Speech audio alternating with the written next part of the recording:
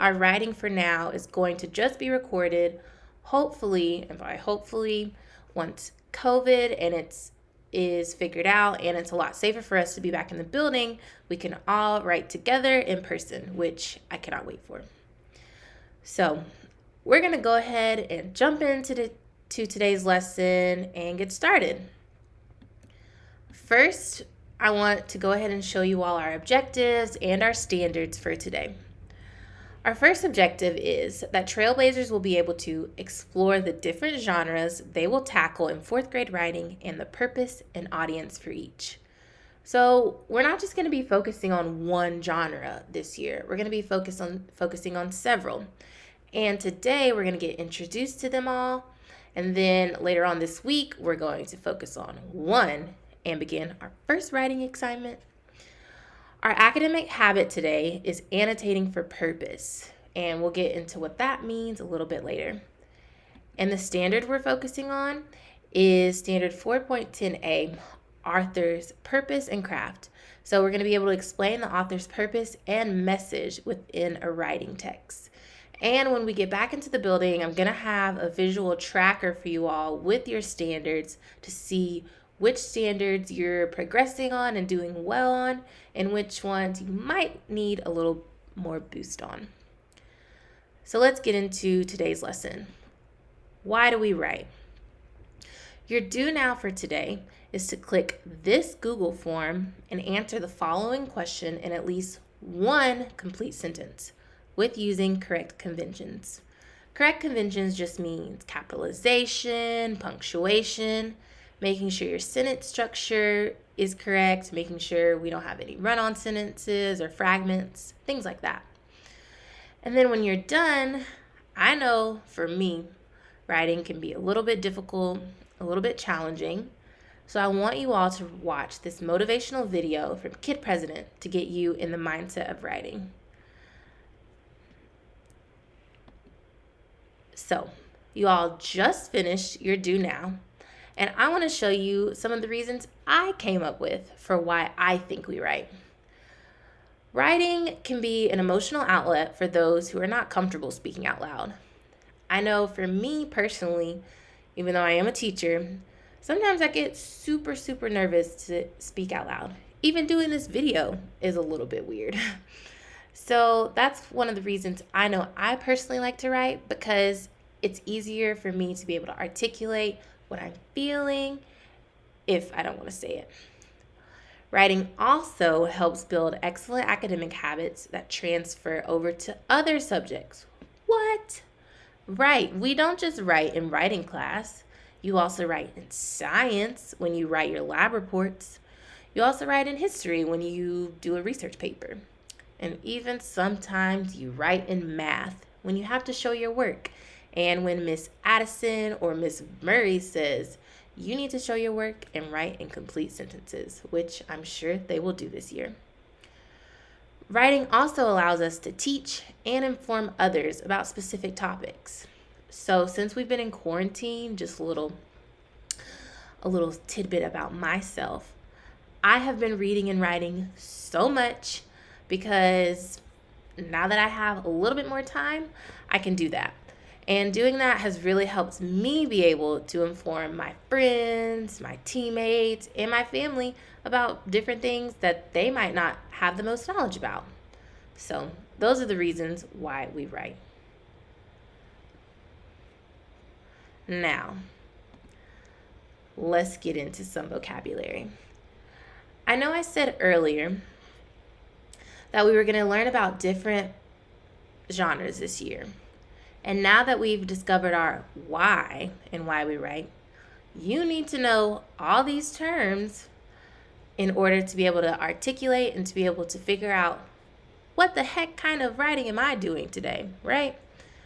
So at this point, after I'm done explaining what all of these specific terms mean, I want you to pause the video.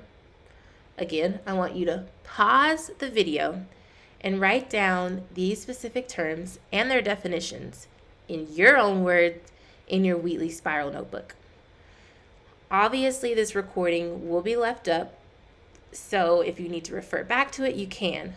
But I know I personally, whenever I want to get to something quickly, if I can just go ahead and pull out my notebook or pull out my phone, I'd rather do that than going through the Google Classroom and trying to find this recording.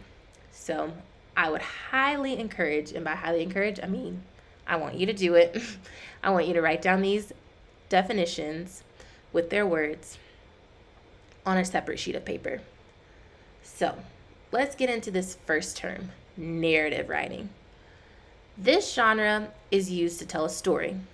Now, a narrative piece can either be a personal piece about yourself, or it can be make-believe and with fake characters and fake events and things like that. An informative writing piece, obviously you see the word inform in here. This genre informs others about a specific topic. Typically, in informative writing, you'll see facts such as dates and other important items about the topic. And then lastly, a genre we're going to focus on this year is opinion writing. This genre states a claim and gives different reasons and examples on why someone believes what they believe about a topic. It contains opinions. So, like I said, these are the 3 genres we're going to be focusing on throughout the year, and the ones that you and myself will be writing on. But in order to figure out what genre we're writing on, you need to be doing a system called annotating. And you're not just going to annotate in Wheatley writing, you're also going to do it in Wheatley reading. And don't worry, I know it's kind of difficult to sometimes remember, okay, should I annotate this way in this class or this way in this class? Well, we're going to have the same annotation systems for both classes to make it easy. And I'm going to teach you what those systems are, and I'm going to model for you in just one second. Annotating just means adding notes to a text or a diagram, right? You can annotate on a picture that explains a specific part on that text. And I'll show you what that looks like in a second. And gist. You've probably heard the word gist a million times before in your reading classes or in your writing classes. What gist means is just the main point or part of a story. So you're going to be annotating and reading for gist this year. Now, let's get into what our annotations are supposed to look like, Miss Mason, because you don't know yet. When we annotate, it's going to look like this. Hashtag who is being featured in this section plus what is happening. Now, obviously, hashtags are just a thing now, right? You see it on social media. A lot of people use hashtags when they're talking with their friends. So I chose this model along with the other Wheatley teacher, the 3rd grade Wheatley teacher, because it's something that's relevant to you all and to me. And honestly, it's pretty easy to remember. Now, why this model? Again, using this model will help us discover the gist of this specific section. And plus, it's pretty easy to remember. Who plus what? Who are we seeing in this section? And what's happening in this section? When reading a section, you'll also underline and circle different characteristics of the piece. For example, you can underline the characters and the setting, and then circle different events that happen and any details that are relevant to that genre or piece. And that's what our annotation looks like. Now you're probably like, okay, but I need you to show me how to do this. Don't worry, I'm gonna do that on the next slide. So we're in our first model. Actually, I guess this would be our second because we've had a reading together. We're in our first Wheatley writing model together though.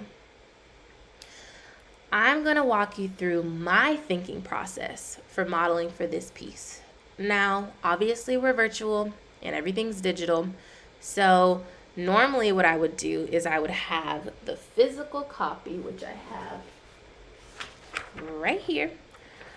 Normally I would have the physical copy in which I would just write it down on the docu camera, but we don't have that luxury right now.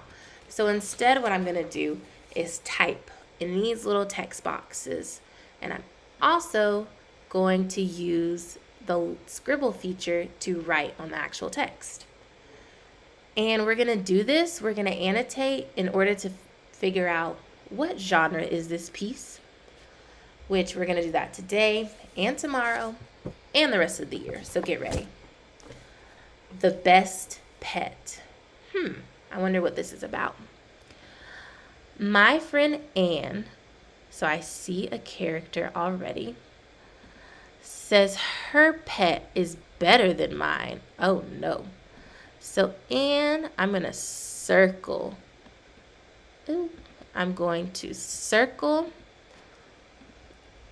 the word Anne because I know she's a character. My friend Anne says her pet is better than mine.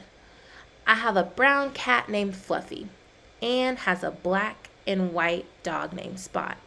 We each think our pet is the best. Okay, this is our first paragraph in this section.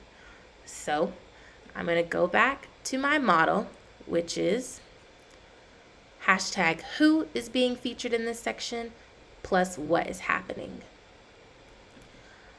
I'm going to write, because we just read this, so who is being featured in this section? Hashtag Anne and my friend and the word I. So do we know who the I is? Do we know their name? Technically no. So instead you could write narrator. So we see hashtag Anne and I. That's who's featured in this section. What's happening in this section? Well, Anne says that her pet is better than mine. Mine, again, being the narrator. Hashtag Anne thinks her pet is the best. Easy enough? Easy enough, right? Let's continue reading. I told Anne that cats are better than dogs because they are clean, quiet, and very cute. Cats wash themselves with their tongues. You don't have to walk them. They use a litter box. Also, cats are sweet and quiet. I think dogs are too noisy. They bark a lot. They don't clean themselves or use a litter box. Dogs need someone to give them baths, train them, and walk them. Dogs are more work. Okay, what's happening in this section? I'm going to make the text a little bit smaller so it's not too big and make it white so you all can see. Again, let's go back to our hashtag. So who is being featured in this section? Hashtag I'm going to put narrator plus and the pets. In this case, the pets are the cats. Hashtag what is happening? What is happening in this piece? The narrator is giving reasons on why cats, not cars, are better. And how do I know this? Well, let's go to use our scribble feature and just underline a few examples on why the narrator is saying that cats are better. Well, one, you don't have to walk them, which actually, just a random fun fact, I didn't know you can get a cat leash and take a cat on a walk. They don't really like it, actually. I tried it, but that was just something I learned recently. Anyways, let's keep going. Cats are also sweet and quiet. You all will probably at some point see my roommate's cat come behind me because she likes to be in my room. And it's true. She's very quiet and she's also very sweet. Cats are sweet and quiet. And let's think of one more reason. She says that dogs are a lot more work, which I actually can agree with because I had 6 dogs growing up and they're a lot of work. So she says